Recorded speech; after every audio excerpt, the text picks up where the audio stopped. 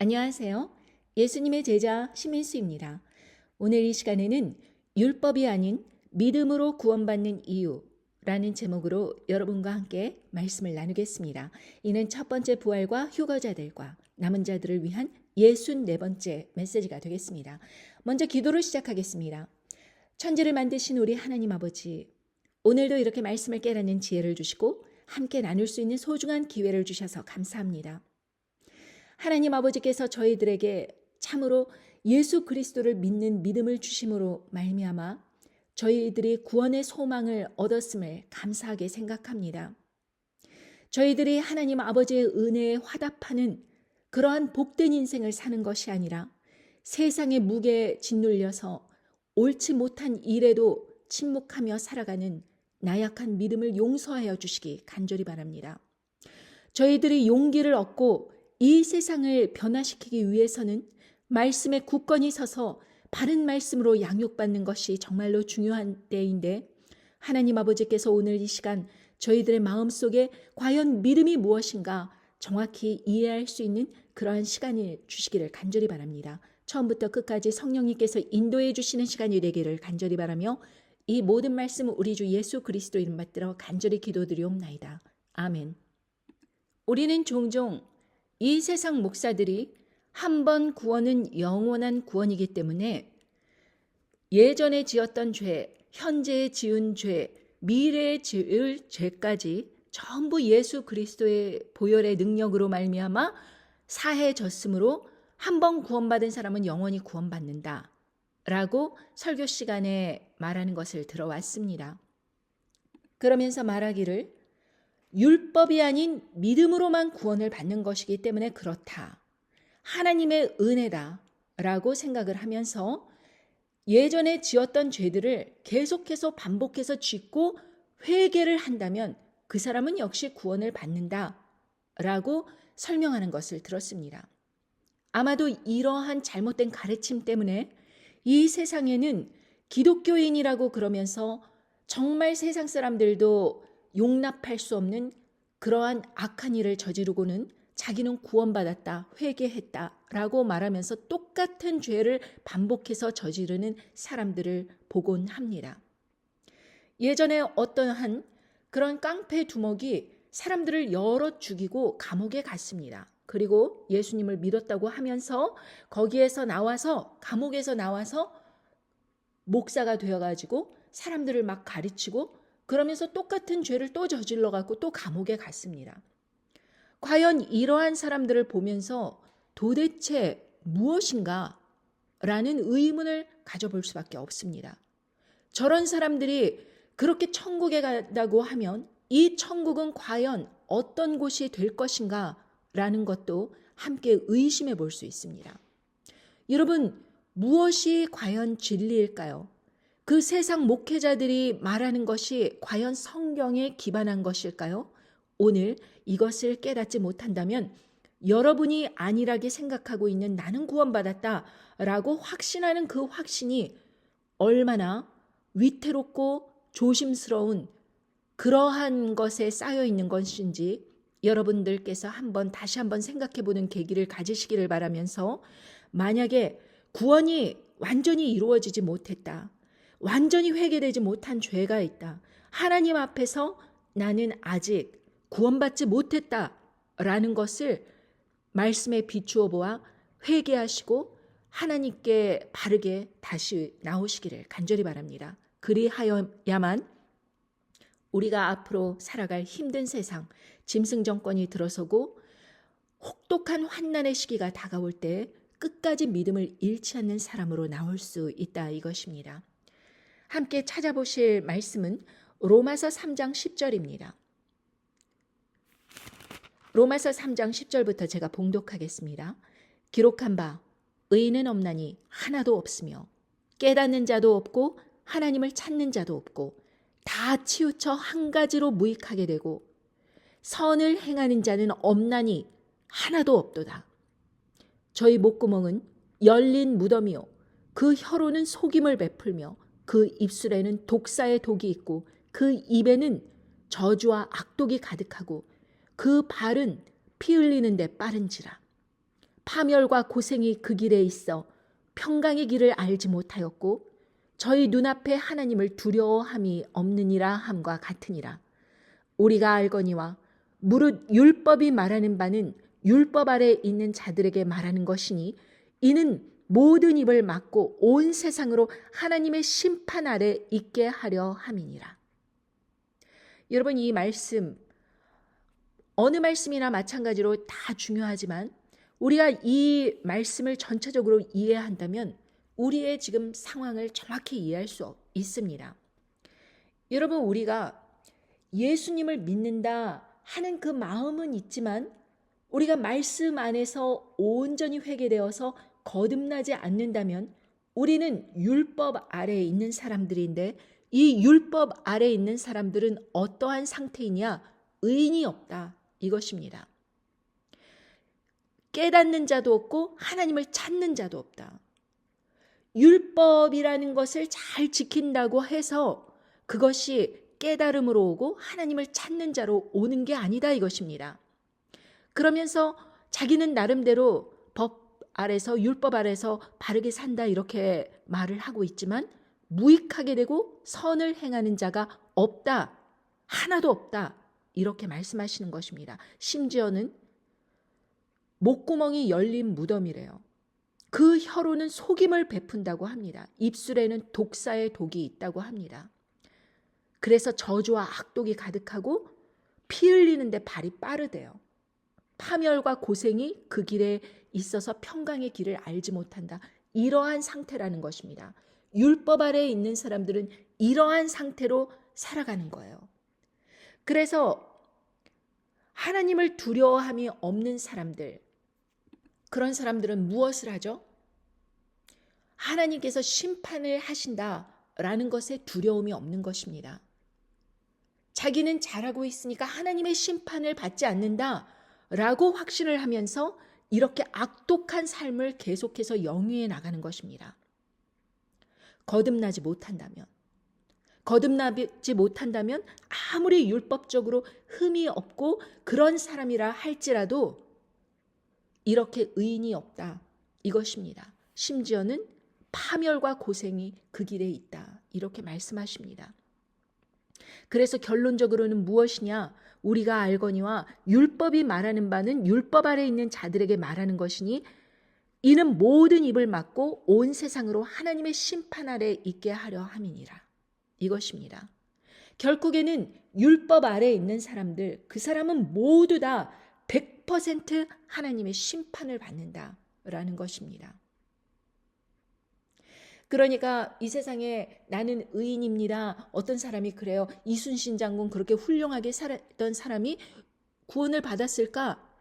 양심이 있는 사람들은 선한 양심 때문에 구원을 받았을 것이다. 이런 소리를 하면서 가르치는 사람들이 있는데 이순신 장군뿐만 아니라 이 세상 어떤 사람이랄지라 하더라도 이렇게 다 하나님의 심판 아래 놓여 있다라는 것입니다. 결국에는 의인이 아니기 때문에 그렇습니다. 어느 한 가지 잘했다고 의인이 아니에요. 아침부터 저녁까지 생각하는 것이 결국에는 자기 자신을 위한 것. 내가 어떻게 하여야 결국에는 이 명성과 그리고 부와 그리고 사람들의 인정 이런 것을 얻을까 하는 그런 끊임없는 욕망, 탐욕, 욕심, 나의 이득을 추구하는 그것, 모든 것. 그래서 결국에는 파멸과 고생이 딱 그 길에 있는 거예요. 율법적으로 살았는데도. 희망이 없는 것입니다. 율법 아래에 있는 사람들은. 100% 하나님을 믿는다 그러고선 살았던 그 사람들도 하나님을 믿지 않는다면 믿음이 없이는 이렇게 율법 아래에 있는 사람들은 결국에는 다 가인의 길로 간다. 그것입니다. 그래서 결론은 무엇이냐? 로마서 3장 20절에 보면 그러므로 율법의 행위로 그의 앞에 의롭다 하심을 얻을 육체가 없나니 율법으로는 죄를 깨달음이라. 이렇게 말씀하십니다. 그러니까 율법은 의롭다 하심을 얻지 못해요. 예를 들면 이것입니다. 여러분이 아무리 교통법규 잘 지키고 이 세상 법 잘 따랐다고 하더라도 하버드 들어갑니까? 못 들어가죠. 하버드는요, 정말 뛰어난 인재들이 들어가는 곳이다 라고 사람들은 알고 있습니다. 서울대 들어가는 거 뛰어난 인재들만 가는 것입니다. 율법은 모든 거 기본적인 거 다 지켰어요. 그렇다고 하더라도 그 사람이 서울대 들어가느냐? 아닙니다. 하버드 들어가느냐? 아닙니다. 옥스퍼드, 캠브리지 들어가느냐? 아닙니다. 그것이 아니라는 것을 알면서도 버젓이 율법 잘 지키고 주일 성소 잘하고 11조 내고 이러면 천국 간다. 이렇게 말을 한다는 것입니다. 여러분, 그게 과연 옳은 이야기일까요? 구약의 율법을 들이대면서 제일 중요한 거, 자기의 돈벌이가 되는 거 뭡니까? 헌금 내야지요. 그러니까 세상 목회자들은 이 헌금이라는 것을 강조함으로 인해서 자기의 그 비즈니스를 삼는 것에 대해서 사람들을 가리키는 것입니다. 이거 믿음이 있다면 하나님 말씀대로 율법 잘 지키면서 생활해야 된다. 주일 성소해야 된다. 성경에 어디 주일 성소라는 말이 있습니까? 여러분, 성소는 어디예요? 예수님을 믿은 이 예수님에 속한 그리스도인의 이 바디가, 몸이 바로 성소입니다. 그러니까 우리가 우리의 몸을 잘 지켜야 되는 거예요. 우리의 영과 혼과 육을 하나님의 성소로서 잘 보존하고 지켜야 된다는 것입니다. 거듭났다면. 그런데 성소를 교회 건물에다가 갖다 붙이는 거예요. 그래서 이 교회 건물 늘리려면 돈이 필요하고, 돈이 필요하니까 헌금을 내야 되고, 그리고 봉사활동을 해야 되고, 그러면서 사람들을 이제 계속해서 교회에 묶여서 이거저거 저거 하라고 시키는 것입니다. 그리고 당회장 목사나 목회자나 아니면 지도자들의 눈밖에 나면 너 틀렸어. 너 심판받을 것이야. 그러면서 성경 말씀으로 치는 것입니다. 성령님 안에서 거듭남이 없으면 의인이 없다. 결국에는 교회 다닌다, 백날을 이야기해봤자 그 사람이 성령님 안에서 거듭나지 못했다면 의인이 아니다. 결국에는 율법의 행위로는 그의 앞에 의롭다 하심을 얻을 육체가 없다. 결론입니다. 그런데 율법을 왜 주셨냐? 죄를 깨달을 뿐이다. 이것입니다. 살인하지 말라 그랬는데 살인을 했어요. 너 율법 어겼다. 너 죄인이다. 이렇게 분명하게 기준을 잡아준 것입니다.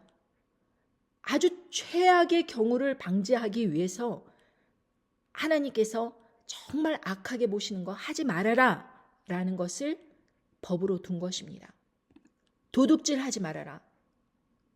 이 도둑질을 한다는 것은 어떤 사람이 열심히 벌어온 그런 순전한 마음으로 열심히 자기의 그 이득을 위해서 벌어온 그걸 갖다가 자기가 땀 흘려 일해서 그 사람처럼 돈을 벌 생각은 안 하고 남이 벌어놓은 돈을 빼앗는 거예요.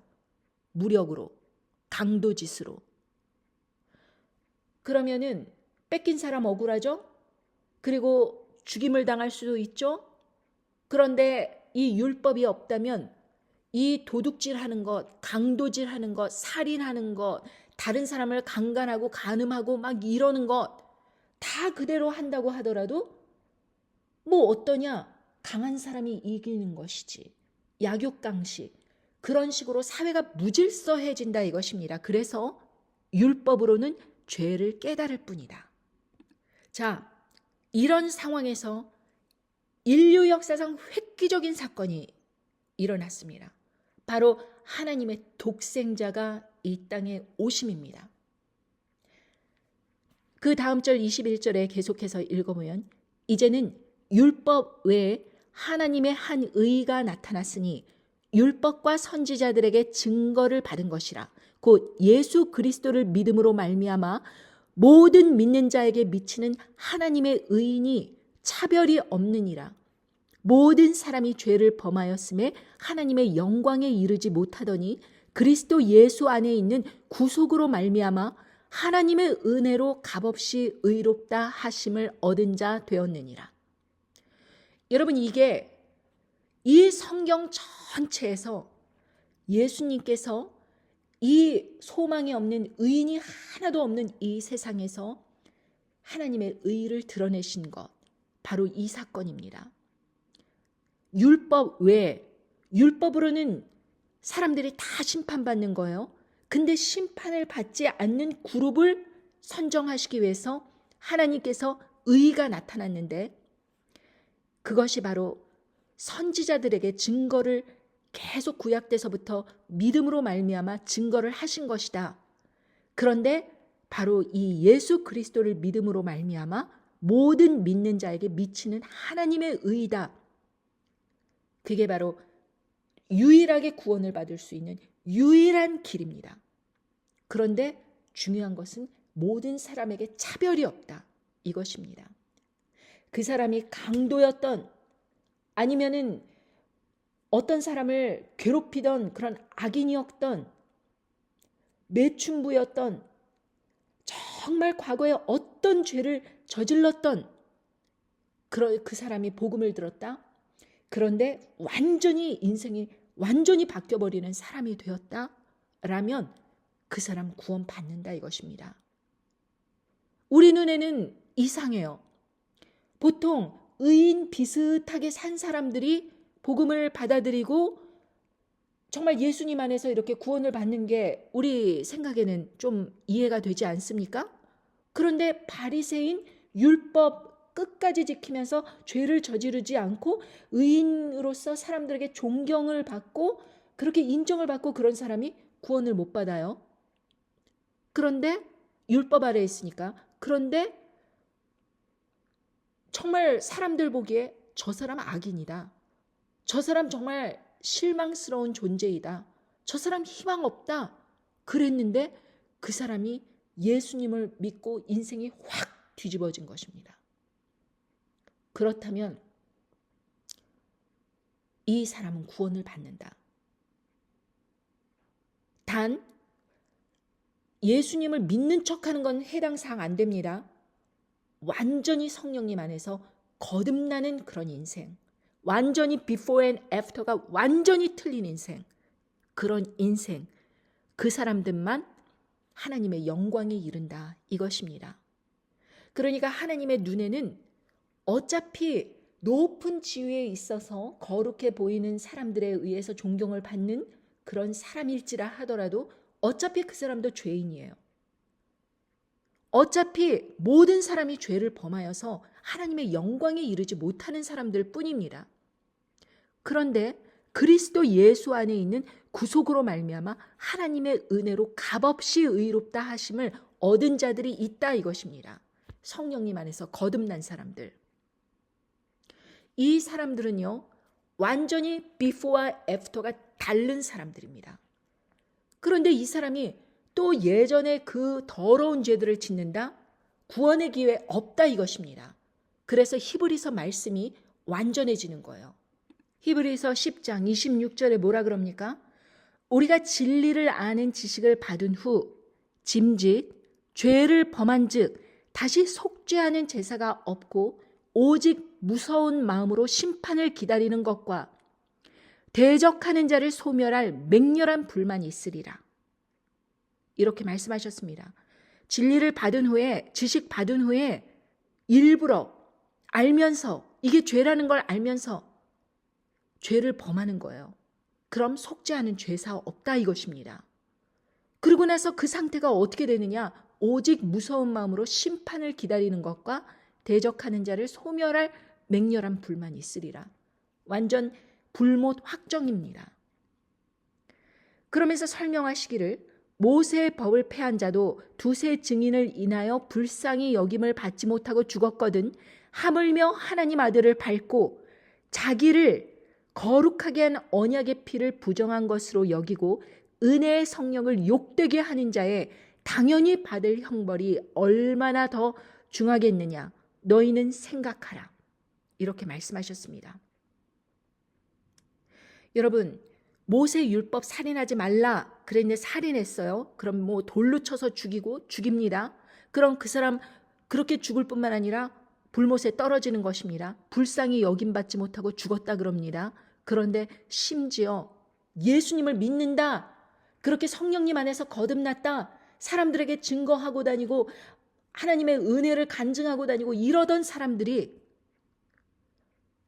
타락을 해서 모든 세상 사람들에게 지탄을 받는다면 이건 뭐와 같으냐? 예수님을 밟고 자기를 거룩하게 한 언약의 피를 더럽히고 성령에 욕되게 하는 그런 결과로 드러난다. 세상 사람들이 어떻게 생각하겠습니까? 그 사람을 보고 예수님 전한다 그러던 사람들이 저렇게 타락을 해서 남의 돈을 뺏고 그렇게 간음을 저지르고 사람들 몰래 더러운 짓거리에 참여하고 사람들을 실족하게 하고 엄청난 부를 뒤로 챙기고 이러한 일들에 대해서 얼마나 그들이 받을 형벌이 얼마나 중하겠느냐 생각해보라, 그 뜻입니다. 여러분, 많은 목회자들이 뭐 다 그런 건 아니지만 세상 목회자들이 이 헌금에 대해서 부끄러움 없이 당연히 자기는 뭔가 받아야 된다는 그런 생각 때문에 마치 헌금을 안 내는 사람은 믿음이 없는 사람, 교회에 실망을 해서 교회를 떠난 사람은 구원받지 못한 사람, 이런 식으로 사람들을 폄훼하고 이제 우리는 저 사람들처럼 그렇게 떨어지지 말고 열심히 이 교회를 성장시키는데 열심을 내자, 이렇게 이야기를 하는데 지금 율법이 중요한 것이 아닙니다. 악한 일에 동조하는 것도 하나님 보시기에 악하게 보시는 것입니다. 예를 들면 이단 사이비에 그것도 교회랍시고 계속해서 이렇게 계속 다니면서 자기의 헌금을 내면서 종노릇하고 그런 것에 대해서 하나님께서 어떻게 생각하실까요? 성령님께서 안에 계시다면 무엇이 옳고 그른지 분간할 수 있는 거 아닙니까? 그런 악한 일들에 참여하지 말아야겠다 라고 생각을 하면 자기 몸을 지켜야겠죠. 그리고 자기의 그 생각과 영을 지켜야겠죠. 온갖 미혹으로 아무 말 대잔치나 하는 그런 일들에 그냥 들어보고 거기에 혹해서 쫓아가서는 안 되겠죠. 인맥이라는 이름 하에, 어떤 분위기라는 이름 하에, 어떤 그런 사람들이 뭐 설마 다 지옥 가랴 하는 그런 아니란 생각 때문에 그런 일에 동조해서 되겠습니까? 안 되겠죠. 성령님 안에서 거듭난 사람들은 지각을 분별해야 됩니다. 무엇이 옳고 그른 것에 대해서.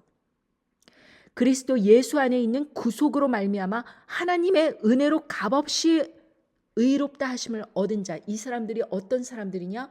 바로 믿음의 씨앗이 자라는 자들입니다. 이 믿음의 씨앗이 자라는 사람들은 자기의 그 목숨보다도 하나님의 의가 더 중요하게 되는 그러한 우선순위가 바뀐 사람들이에요. 그러니까 내가 죽고 예수님이 사시는 것이 당연하다고 인정하는 사람들입니다. 로마서 3장 27절에 보면 그런즉 자랑할 때가 어디뇨 있을 수 없느니라. 무슨 법으로냐 행위냐 아니라 오직 믿음의 법으로니라. 그러므로 사람이 의롭다 하심을 얻는 것은 율법의 행위에 있지 않고 믿음으로 되는 줄 우리가 인정하노라. 그래서 우리가 오늘 무엇을 해야 되냐? 무엇이 가장 최선인가? 어떤 선택의 기로에서 매일 선택을 할 때 믿음으로 선택을 해야 된다 이것입니다. 여러분 2021년도에 나왔던 그 음료의 복술 사건 때에도 그것이 율법과는 아무런 상관이 없어요. 보건복지부가 그냥 하라 그러고 전 세계 사람들이 다 추진을 하니까 사람들이 그냥 쫓아하는 거, 그것은 율법과는 상관이 없는 것입니다. 그런데 믿음이 있는 사람들은, 믿음이 정말 성령님 안에서 거듭난 사람들은 그것의 정체를 깨달을 수 있었지요. 옳지 않다. 사람의 몸에 대한 그런 권리를 하나님 아버지께서 주장하셔야 될 텐데 그런 보건이라는 명분으로 무차별적으로 그렇게 하는 것은 옳지 않다. 라는 것을 지각을 사용해서 생각을 하는 것입니다. 그런데 믿음으로 생각을 하지 않고 율법으로 생각하던 사람들은 다 넘어지고 자빠졌어요. 누가 그랬습니까? 교회 당회장 목사들이 특히 그랬잖아요. 그 세상 목회자들은 정부가 하라니까, 보건복지부가 하라니까, 뭐 세상 사람들이 하라니까 이게 뭐 성경과 무슨 상관이 있겠는가, 이렇게 생각을 하고서는 율법을 적용하여 빨리 이것을 해야지 교회 문 열고 사람들이 빨리 들어와서 헌금 내고 으쌰으쌰 하면서 예전으로 돌아갈 수 있으니까 모든 교인이 다 참여해야 된다. 이렇게 나오지 않았습니까? 짐승 정권이 설 때에도 똑같습니다. 교회가 사라지는 게 아닙니다. 그 사람들은 여전히 교회가 빨리 이 세상이 회복되는 데 있어서 이 짐승 정권을 중심으로 좋은 일을 하니까 식량 배급도 하고 살아갈 수 있도록 그렇게 생필품도 나눠주고 그런 좋은 일들을 하니까 우리가 다 합심을 하여서 한 마음이 되어서 우상 숭배를 하자라고 또 나올 사람들입니다. 왜? 믿음에 근거한 말씀을 가르치는 게 아니고 율법에 가르치는 그 말씀을 가르치는 거예요. 자기들은 율법이 아닌 믿음이다 그러면서 온갖 악한 일을 저지르고 하면서 회개했다 뭐 권사와 간음하고 어쩌고 하면서 이미 지나간 일이다, 회개한 일이다 이러고 계속해서 그 일을 하면서 월급 받고 교회에서 계속 뭐 세습 체제를 이루고 이권은 어때? 자기가 필요한 때로 믿음을 적용할 때는 율법 아니다. 그냥 회개하면은 다 구원받고 죄사함 없고 하는 것이다 라고 이야기하다가 또 이 교회 문을 열고 사람들이 이 정부 시책에 빨리빨리 참여하고 이러는 것에 있어서는 율법을 적용하는 거예요. 다 같이 헌금 내야 되고 다 같이 주일 성소해야 되고 다 같이 이렇게 으쌰으쌰 하면서 봉사활동하고 이렇게 나와야 된다라고 그땐 또 율법을 적용하는 거예요. 그러니까 자기 필요할 때마다 율법 적용했다, 믿음 적용했다 이런 식으로 왔다리 갔다리 하면서 하나님 앞에서 진노의 포도주의 역사를 계속 쌓아가는 것입니다. 로마서 3장 그 다음 절 25절에 보면 이 예수를 하나님이 그의 피로 인하여 믿음으로 말미암아 화목 제물로 세우셨으니 이는 하나님께서 길이 참으시는 중에 전에 지은 죄를 간과하심으로 자기의 의로우심을 나타내려 하심이니 이렇게 말씀하셨습니다. 자, 여기에서 전에 현재 미래 죄까지도 다 사해 주시는 하나님 그러면서 구원받았다 그러면서 거듭났다 그러면서 죄 짓고 이러는 거 용납하시는가? 아니다. 분명히 전에 지은 죄를 간과하심으로 예전에 어떤 삶을 살았던지 예전 것은 지나갔다. 자, 중요한 것은 예수님을 믿은 진심으로 거듭난 후에 그 삶이 어떠냐? 이것을 보신다는 것입니다. 아무리 빵점짜리 삶을 살았다고 하더라도 예수님을 믿고 완전한 삶으로 믿음으로 사는 삶으로 나가는 사람, 그 사람은 합격이라는 것입니다. 반면 구원에 이르지 못할 100점이 구원에 이른다면은 뭐 80점 이런 식으로 사는데 거듭나지는 못했어요? 그러면은 그 사람 구원받는가? 아니요. 100점이어야 됩니다. 죄가 없어야 됩니다. 80점은 탈락, 불못이라는 것입니다. 이 80점짜리가 이 세상 교회를 가득 채우고 그래도 세상 사람들보다는 나는 그래도 좀 의로운 사람이 아니겠느냐라고 생각하는 것 오산이다. 80점은 구원받지 못한다. 전에 80점이든 빵점이든 상관없이 그 모든 죄를 간과하심은 바로 예수님의 그 피로 완전히 깨끗하게 씻음을 받고 완전히 다른 삶을 사는 거듭난 인생이라는 것입니다. 한 가지 희망이 있는 것은 비록 예수님을 믿었어요. 근데 80점, 90점의 삶을 삽니다. 그런데 하나님의 심판의 말씀, 자기가 소화하기 힘든 그런 성령님께서 말씀하시는 그 어떠한 기준, 나의 삶을, 나의 목숨을 내려놓고 나의 그 모든 부를 내려놓고 예수님을 쫓으라. 이 정도까지는 안 되는 거예요. 그러니까 구원을 받지는 못한 상태입니다. 그러나 잉태한 것처럼 예수님의 말씀을 듣고 어떻게든 살아보려고 70점이든 80점이든 정말 성령님 안에서 거듭나는 인생이 되려고 노력을 하는 인생들이 참 많다 이것입니다. 교회 안에는. 그 사람들이 기회가 없느냐? 그렇지 않다. 아직도 정말 예수님 안에서 확고한 믿음, 성령님 안에서 완전히 거듭나서 뒤집어지는 인생, 그 단계는 아닐지라도 80점, 90점, 70점인 사람들에게 남아있는 소망이 있으니, 즉 이것을 다른 말씀으로 하면은 안식할 때가, 거듭날 때가 온다 이것입니다. 성령님 안에서 거듭날 때, 이 거듭날 때는 바로 하나님 안에서 안식할 때라는 것입니다. 히브리서 4장 9절에 보면 그런즉 안식할 때가 하나님의 백성에게 남아있도다. 이미 그의 안식에 들어간 자는 하나님이 자기 일을 쉬신가 같이 자기 일을 쉬느니라. 그러므로 우리가 저 안식에 들어가기를 힘쓸지니 이는 누구든지 저 순종치 아니하는 본에 빠지지 않게 하려 함이니라. 이렇게 말씀하십니다. 자, 하나님의 안식에 들어간 사람, 자기 일을 쉰다. 일하지 말란 뜻일까요? 아니죠. 이 세상 먹고 마시고 놀러가고 어떤 일들을 추진하고 복음을 전파하고 이 모든 것들이 하나님의 안식에 들어간 자들처럼 자기 일을 쉬는 거예요. 자기 일을 쉰다는 것은 내가 나의 그 욕구를 만족시키기 위해서 이거저거 이렇게 하는 것이 아니라 내가 무엇을 먹는다고 하더라도 하나님 감사합니다. 이 음식으로 영육 간의 강건함 얻고 하나님 뜻 안에서 의미 있는 일을 살 수 있게 해주십시오. 그냥 매사가 무엇을 보든 무엇을 먹든 결국에는 하나님의 은혜 안에서 모든 것이 해석되는 것입니다. 심판의 말씀 들었습니다.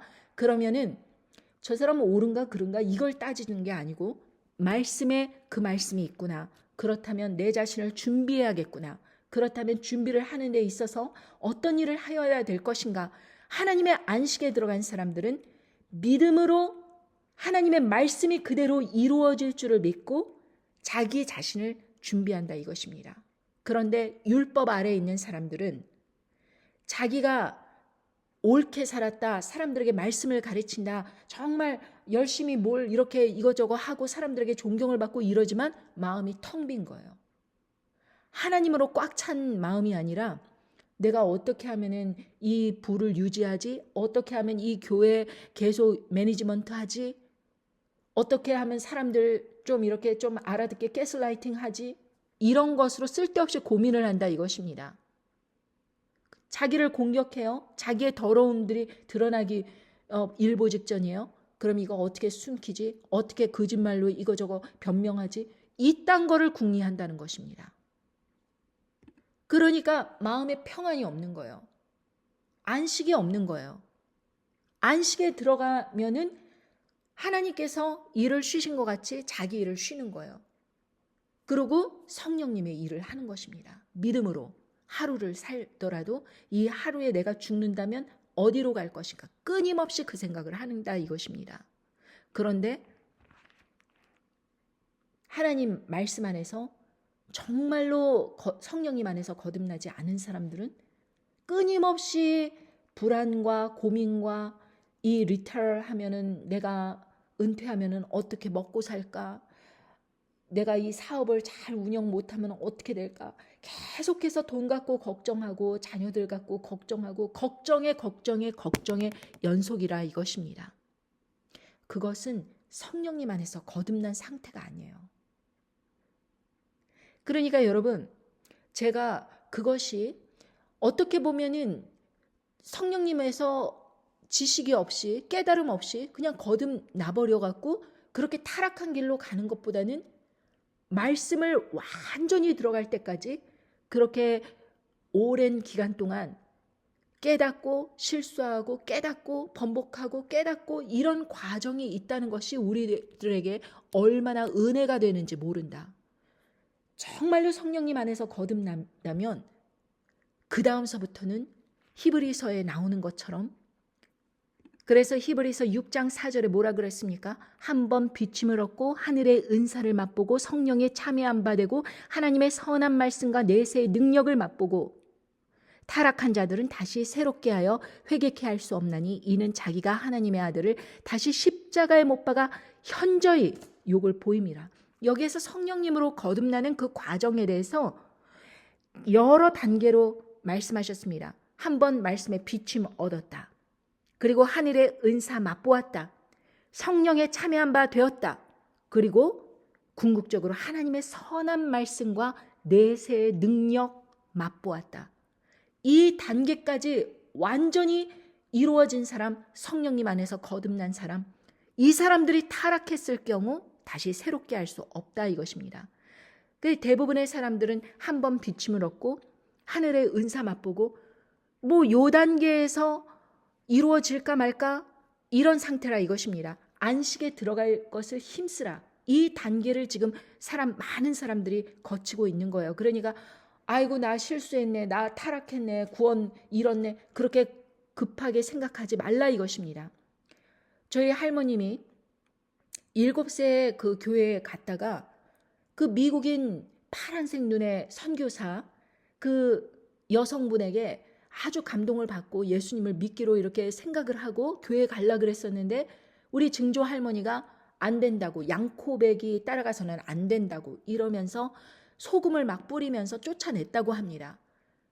그 미국 선교사가 이 아이를 주시면 미국에 내려가서 참 공부를 잘 가르쳐서 신여성 돼서 돌려보내겠다고 그렇게 말을 하면서 할머니를 데려가게 해달라고 했지만 소금을 뿌리면서 가라고 하고서는 그렇게 해서 성장이 돼갖고 어느 정도 어엿한 처녀가 되니까 이래저래 어떤 집이랑 이렇게 혼사가 이루어져서 불교 집안으로 그렇게 시집을 보내버렸습니다. 그래서 우리 할머니가 평생 동안 불교인으로 사셨어요.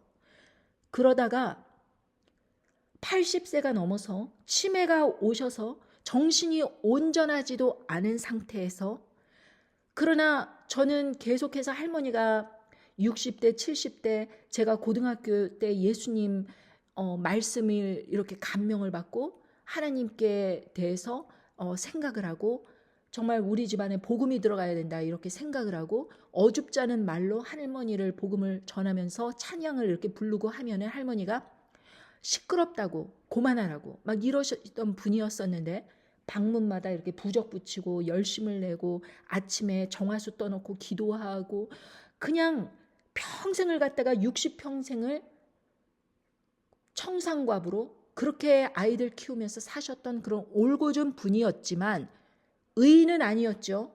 예수님 안 믿으니까. 그런데 저는 희망을 잃었습니다. 아유, 치매까지 오셨으니 저런 분이 어떻게 예수님을 받아들일 수 있을까? 그런데 여러분, 기적이 일어났습니다. 어느 날 할머니께서 눈물을 쭉 흘리면서 크리스마스 트리 이렇게 있는데 그 앞에 앉으셔갖고 눈물을 계속 흘리세요. 그래서 할머니 왜 우세요? 그랬더니 내가 이렇게 부족하고 정말 하나님을 배반하고 이렇게 악하게 살았는데 이런 모습으로 내가 하나님께 돌아갈 수 있을까? 막 우시는 것입니다. 그래서 제가 복음을 막 전하면서 이제라도 늦지 않았습니다. 할머니 예수님을 믿으십시오 해서 영접 기도를 하고 예수님을 믿고 돌아가셨습니다. 공로는 없지요.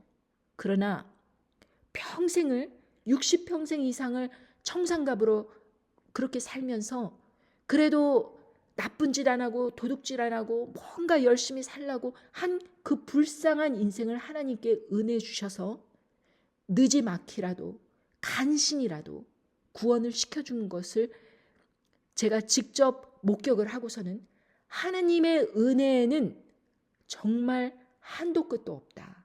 이것을 깨달았습니다.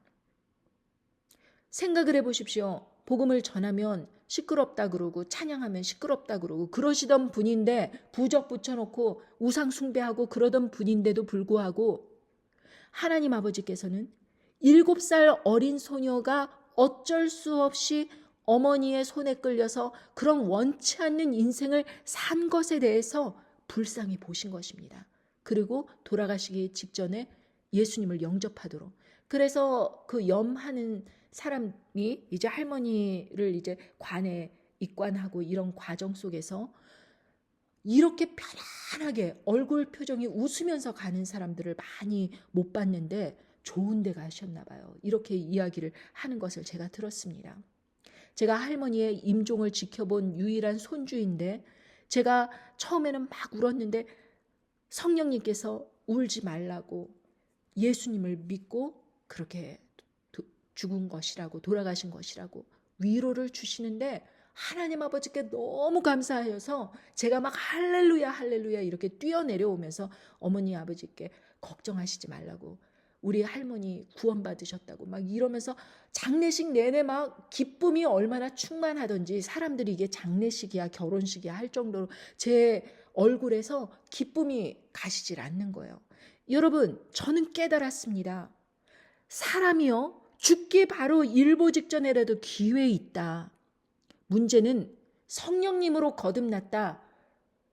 그러면서 사람들을 미혹한 대로 이끌 뿐만 아니라 본인도 그렇게 한번 비침을 얻었고 하늘의 은사 맛보고 성령의 참여한 바 되고 하나님의 선한 말씀 내세 능력 다 맛보고 사람들을 미혹하는 길로 타락한 이런 사람들이 문제이지 대부분의 사람들 기회 있다. 이것을 여러분들에게 증거하는 것입니다.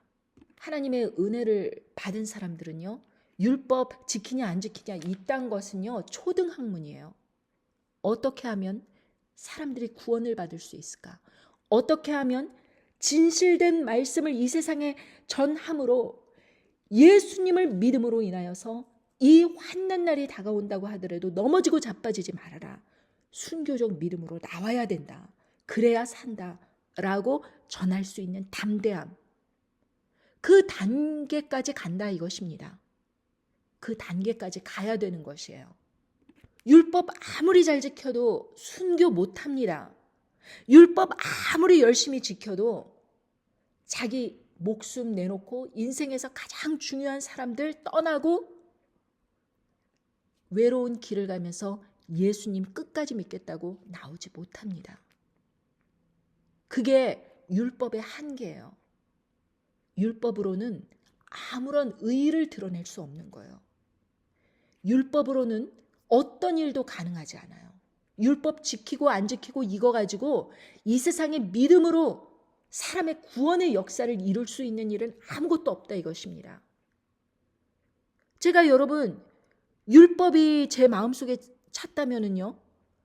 제가 이렇게 제 돈을 써가면서 사람들에게 무슨 뭐 헌금이라든지 무슨 뭐 후원금이라든지 이딴 거 받지도 않고 사람들에게 욕을 들어가면서 너 왜 훌륭한 목회자들 그렇게 함부로 이야기하느냐 이런 식으로 욕 들어가면서 제가 말을 들을 필요가 없지 않습니까? 그냥 얌전하게 조용하게 그냥 내 실속이나 차리면서 내 구원이나 이루어가지 뭐 이렇게 살 수 있는 거예요. 그런데 성령님 안에서 거듭난 사람들은 입 다물 수 없다. 여러분들이 구원을 아직 성령님 안에서 구원을 받지 못한 상태니까 링크 하나 나눠달라라는 부탁도 부담스러운 것입니다. 내가 왜 굳이 이 사람의 말을 세상 사람들에게 들려지게 해야 되느냐? 협조가 안 되는 것입니다. 이게 바로 성령님 안에서 거듭나지 않았다는 증거입니다. 70점, 80점 이 상황에서 내 생활을 어떻게 영위하면서 그래도 이권을 좀 찾아가면서 어디가 안전할까 좀 생각을 해가면서 심판이 온다 그러니까 뭐 완전히 무시하는 것보단 뭐 낫겠지 뭐 요 정도 이것은 지금 구원받은 상태가 아니다 이것입니다. 구원받은 사람들, 천년 왕국으로 들어가는 사람들, 그 사람들은 첫 번째 부활, 결국 순교자들이에요. 휴거자들, 순교자 못지않게 살아있지만 끝까지 담대하게 타협하지 않는 주님의 종들입니다. 사람들을 가리키는 사람들이에요. 남은 자들, 자기의 신앙을 배반치 않는 사람들이에요. 물론 첫 번째 부활에 참여하는 사람들 가장 훌륭하죠. 목숨을 내버렸으니까. 두 증인도 목숨을 결국에는 잃지 않았습니까? 그러나 목숨 버리고 부활 시에 3일 반 만에 하나님의 부르심을 얻고 첫 번째 부활에 참여를 한 바 되고 천국에서는 영원한 엄청나게 높은 제사장의 직분으로 예수 그리스도와 함께 왕 같은 제사장의 삶을 살아가는 것입니다. 영원히. 그런 사람들이 성령님으로 거듭난 사람들이에요. 목숨 아끼지 않는 것입니다. 여러분, 저도 이런 말씀을 전함으로 인해서 이 세상 목회자들에 의해서 핍박을 받을 수 있겠죠. 제가 넘어지고 자빠지기를 기다리면서 막 욕할 수 있겠지요. 그리고 기도도 할 수 있겠지요. 여러분, 제가 참 참남한 그 뉴스를 보았는데 그 대통령으로 된 사람과 그 부인, 그런 사람들이 그 오대산 이런 데서 명산에서 이제 그 굿을 벌리는데 뭐 1억 5천씩 한 번 벌일 때마다 지네 잘되게 해달라고 굿판을 벌이고 이런 일을 저질렀다는 것입니다. 그런데 개신교 목회자들이 이런 사람을 따라가야 된다.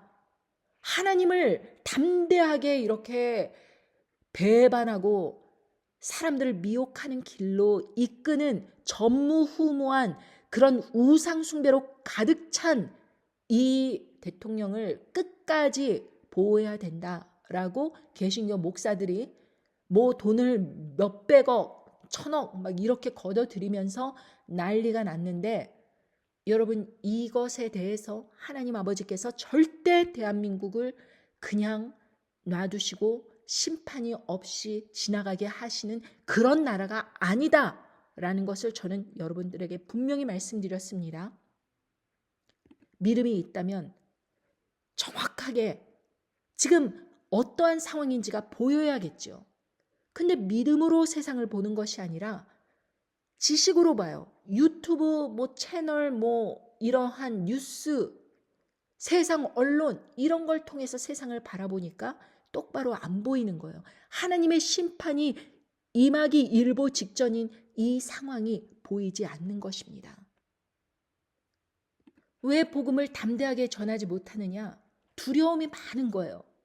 이런 일, 이런 얘기해서 왕따당하면 어떡하나? 세상 사람들에게, 세상 목회자들에게 지탄받으면 어떡하나? 그래서 무슨 일이 생겨갖고 집안이 망하고 뭐 어떻게 되고 그러면은 창피해서 어떡하나? 손가락질 받을 거 어떡하나? 어떡하나? 그래서 담대하게 입을 벌리지 못하는 거예요. 악한 일에 대해서 악하다 말하지 못하는 거예요. 왜? 보험을 들어두는 것입니다. 이런 얘기 안 하면 공격받을 일도 없겠지. 내가 넘어지고 자빠지면 저 사람들이 얼마나 좋아할까? 차라리 말을 안 하면 넘어지고 자빠지는 일이 혹시 일어난다고 하더라도 조롱받고 비웃음 받지 않겠지. 보험을 들어두는 것입니다. 그러니까 담대하게 입을 벌려 진리를 말하지 못하는 것입니다. 링크 전해주는 것도 못하는 것입니다. 왜? 그런 얘기 듣냐? 너 그런 얘기 듣지 마. 그거 사단, 이단, 사이비 막 그딴 거야. 진리를 들었어도 자기가 수긍이 됐어도 행동으로 옮기지 못하는 거예요. 여러분, 갈라디아서 5장 29절에 보면 4장 29절. 그러나 그때 육체를 따라 난 자가 성령을 따라 난 자를 핍박한 것 같이 이제도 그러하도다. 그러나 성경이 무엇을 말하느뇨? 계집종과 그 아들을 내어 쫓으라. 계집종의 아들이 자유한 여자의 아들로 더불어 유업을 얻지 못하리라 하였느니라. 그런즉 형제들아, 우리는 계집종의 자녀가 아니요 자유하는 여자의 자녀니라. 여러분, 이 말씀은 아브라함에게 두 아들이 있었고 하나는 사라에게서 태어난 자유자이고 하나는 하갈 계집종에게서 태어난 자유자가 아닌 종의 신분입니다. 그러니 상속을 누구에게 해주겠습니까? 정실부인 사라에게서 태어난 이삭에게 모든 재산, 모든 상속이 넘어가는 것입니다. 그러니까 이 계집종 하갈에서 난 자는 육체를 따라 났고 자유하는 사라 여자에게서는 약속으로 말미암았느니라 이렇게 말씀하십니다. 23절에 보면 계집종에게서는 육체를 따라 났고 자유하는 여자에게서는 약속으로 말미암았느니라. 여러분, 우리가 예수 그리스도의 성령님 안에서 잉태된 사람으로서 자유자로서 우리가 담대하게 살아갈 때, 이 세상을 살아갈 때 반드시 같은 계열이라 말하는 그런 하갈, 계집종으로부터 육체를 따라 난 자들이 그렇게 핍박을 한다, 그것입니다. 육체를 따라 난 자들이 성령을 따라 난 자를 핍박한다. 그리고 이제도 그러하다, 이것입니다. 그러니까 이 세상에는 두 그룹이 있는데 하나님 아버지를 믿습니다. 예수 그리스도를 믿습니다. 그렇게 하면서 하나는 계속해서 육체를 따라서 그런 육체의 이야기를 하는 사람들이 있고 하나는 성령님 안에서 하나님의 말씀을 전하는 사람들이 있다라는 것입니다. 그런데 육체를 따라 난 사람들은 이 성령님을 따라 난 사람들이 싫은 거예요. 상속자이고 말씀에 의해서 자기들의 그 옳지 않은 행위들이 드러남으로 인해서 괴로운 것입니다. 2021년도에 벌어졌던 그 사건에 대해서도 전혀 그렇게 해석을 안 하는데 저 성령으로 따라 난 자는 그런 해석을 갖다 붙이네.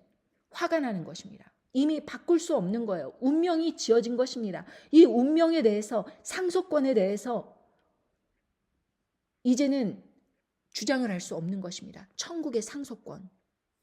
그러니 어떻게 해야겠어요? 핍박하면서 너 틀렸다. 하나님께서 너를 치실 것이다. 이런 식으로 핍박을 하는 것입니다. 그런데 결과는 어떻게 말합니까? 계집종과 그 아들은 내어 쫓으라. 자유하는 여자의 아들로 더불어 유업 얻지 못하리라. 분명히 말씀하셨습니다. 그러니까 자기들의 생각에서 헌금은 걷어야겠지, 교회는 불려야겠지, 세상에 뽀대나게 살면서 이것저것 고급 승용차 타면서 뭔가 이 직업적으로 이 목회를 성공적으로 한다, 이런 인정을 받고 싶은데, 그러나 성령님 안에서 행하는 것이 아니라 온갖 세상 말로 사람들을 가리키면서 미혹을 시켜야 이 사람들이 종노릇하면서 이 계집종을 따라 난 하갈의 자녀를 쫓아 계속해서 종노릇해서 결국에는 진자는 이긴 자의 종이 됨이라, 이 말씀에 따라서 그 사람들이 가는 불못에 따라 들어가는 거예요.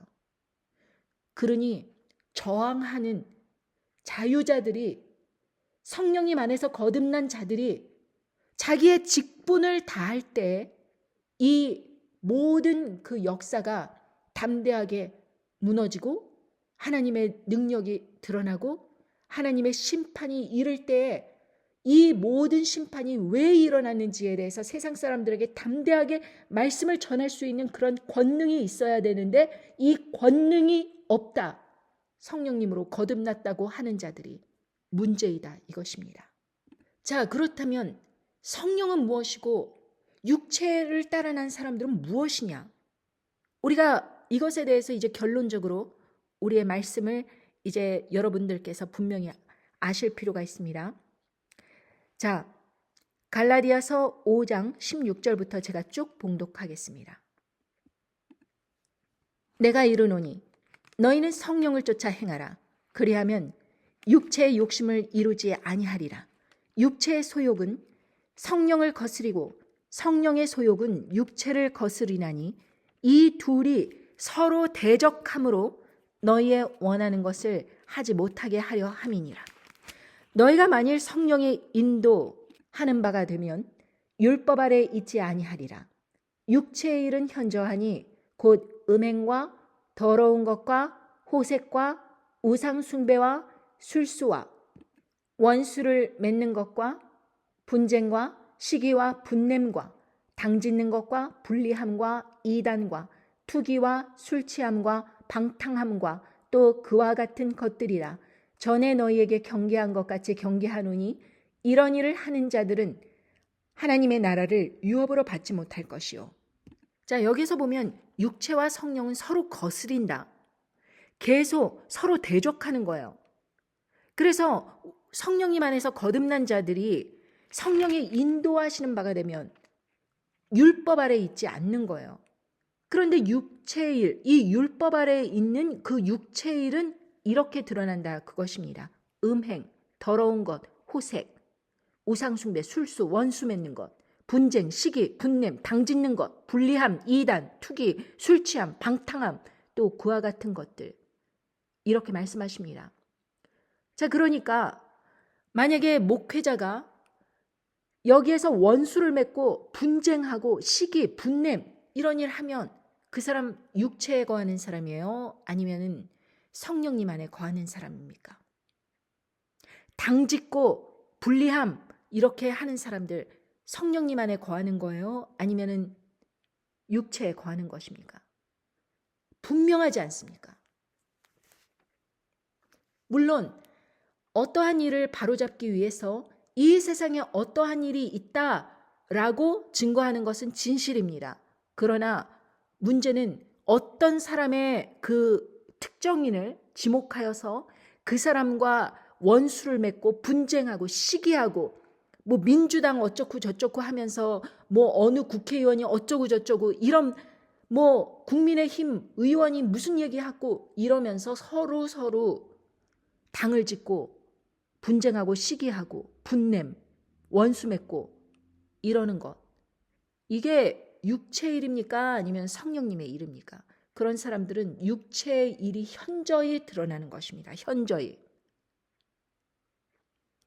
그러니까 여러분 이런 사람들 성령님 안에서 거듭났다라고 이야기하는데 그 결과 그 시기하고 어떤 사람들에게 막말하고 괴롭히고 저 사람 조심하게 저 사람 몰아내 저 사람 우리 하는 일에 방해가 되니까 잘라 뭐 이런 식으로 불리함, 이단, 투기, 방탕함.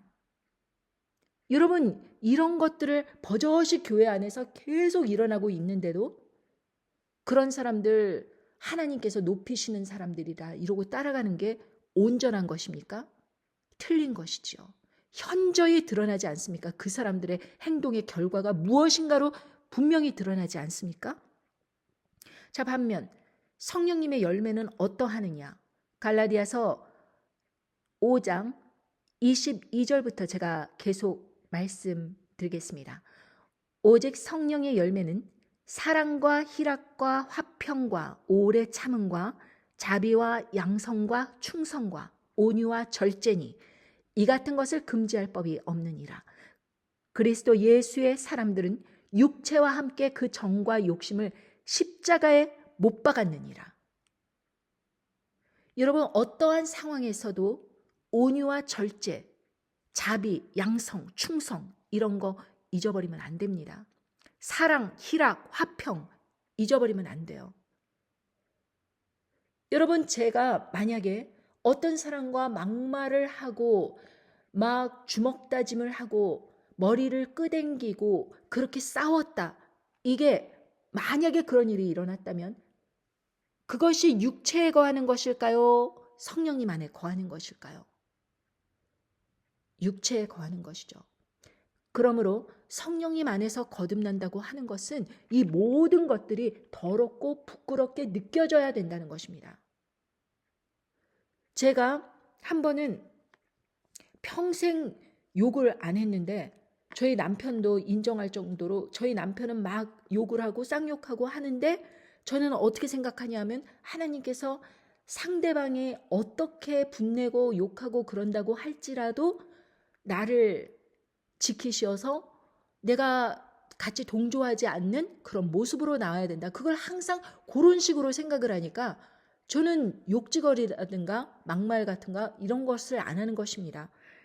그런데 저희 남편이 지금 당장은 뭐 그렇게 성령님 안에서 거듭난 체험으로 그렇게 나온 것이 아니고 저희 할머니처럼 그렇게 70, 80, 90, 뭐 70점, 80점, 90점 여기를 왔다 갔다 한다고 하더라도 저희 할머니처럼 죽기 바로 직전에 할지 아니면은 그 전에서 하나님께 영광 돌리는 사람으로 나올지 저는 잘 모르겠지만 그런다고 할지라도 저희 남편을 통하여서 저를 여러모로 연단시키시고 훈련시키신 것에 대해서 참 어떻게 보면 남편에게 미안하다. 날 저렇게 연단시켜 주려고 쓰임을 받는 사람이구나. 이런 생각을 하게 됩니다.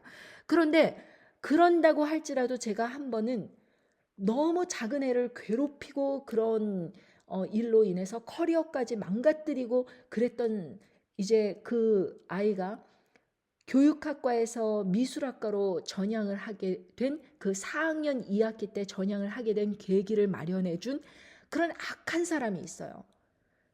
온갖 거짓말로 그 아이를 모함하고 괴롭히고 또 그 아이가 진로를 잘 찾아서 이렇게 훌륭하게 직장을 잡고 이런 것을 또 쫓아가서 또 괴롭히고 거짓말로 이렇게 이야기를 했다는 생각을 하고 그런 것을 바라보면서 너무 화가 나서 그때 딱 한 번 미친 X 이 욕을 했습니다. 그랬더니 저희 남편과 아이들이 깜짝 놀라는 거예요. 엄마도 그런 말 할 줄 아냐고. 그래서 저도 금방 회개했습니다. 내가 이렇게 악한 욕을 했구나. 이런 욕은 입에도 담지 말아야 되는데. 그러면서 회개를 했던 기억이 있는데 여러분 이 욕지거리라든가 분냄이라든가 이런 말도 안 되는 막말, 거짓말 이런 거 성령님 안에서 거듭났다고 하는 교회 사람들이 만약에 하고 있다면 회개하셔야 됩니다. 이거 성령님의 열매가 아니에요.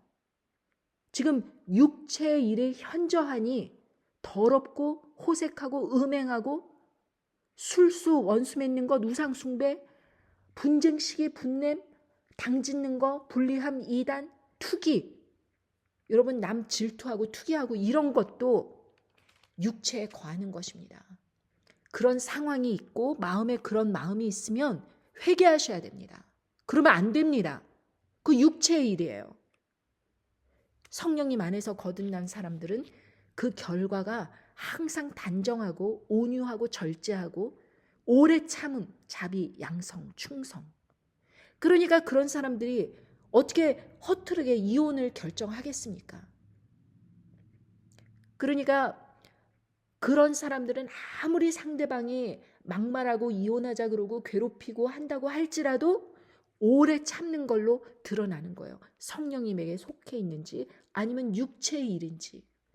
그러니까 여러분들께서 오늘 내 삶에서 내가 내 삶의 현주소가 어딘가? 내가 성령님 안에서 거듭난 사람인가? 아니면 아직도 율법 아래 매여 있어갖고 80점, 90점을 왔다 갔다 하면서 교회를 다니고 있으면서 가스라이팅을 당하고 이런 상태인가? 생각해 보시라 이것입니다. 그리고 여러분 마음속에 화평이 없고 그리고 불안함이 있고 그리고 뭔가 어둡고 괴롭고 이렇다면 아직 진행 중이다. 성령님 안에서 거듭난 상태가 아니라는 것을 깨닫고 그러나 성령님 안에서 거듭났다 그러면서 그런 상태, 타락한 상태로 돌아가는 것보다는 아직 기회가 있다는 것을 감사하면서 더욱 분발해서 하나님의 안식에 들어가도록 노력하시는 여러분이 되셔야 된다라는 것을 여러분들께 전해드리면서 오늘 말씀을 마치려 합니다. 감사합니다. 안녕히 계십시오.